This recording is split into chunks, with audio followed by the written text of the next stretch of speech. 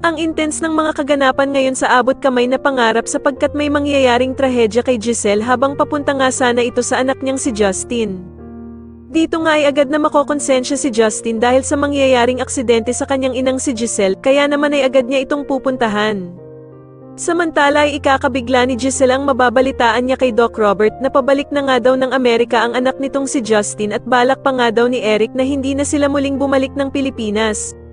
Kaya naman ay magagalit siya sa kapatid niyang si Doc Robert dahil sa hindi daw ito agad sinabi sa kanya, subalit sasabihan siya nito na masakit man nga daw ay kailangan niyang tanggapin na ayaw talaga siyang makita ng kanyang anak na si Justin. Samantala sa kalagitnaan ng pagtatalo nilang magkapatid ay makakarinig ng good news si Giselle dahil sa tatawag sa kanya si Annalyn para sabihing mag-uumpisa na ang children's party at naroroon pa nga daw ang anak niyang si Justin.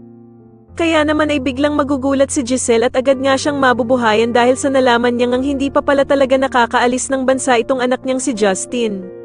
Sa kabilang banda naman matapos ngang tanungin ni Doc Luke si Annalyn kung babalik na din daw ba ito ng Apex, ay bigla namang makikisingit sa usapan si Doc Lyndon at sasabihin nga nito na hindi pa daw maaaring bumalik si Annalyn ng Apex.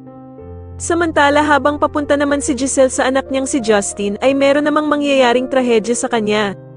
Sa tingin niyo dito na nga kaya tuluyang lumambat ang puso ni Justin dahil sa mangyayari sa ina niyang si Giselle, mas lalo na nga talagang nagiging exciting ang mga susunod na kaganapan kaya naman ay mas lalo pa nating abangan ang mas lalong gumigandang abot kamay na pangarap. Maraming salamat po sa inyong panonood at sana po ay masubscribe niyo ako. Maraming salamat po.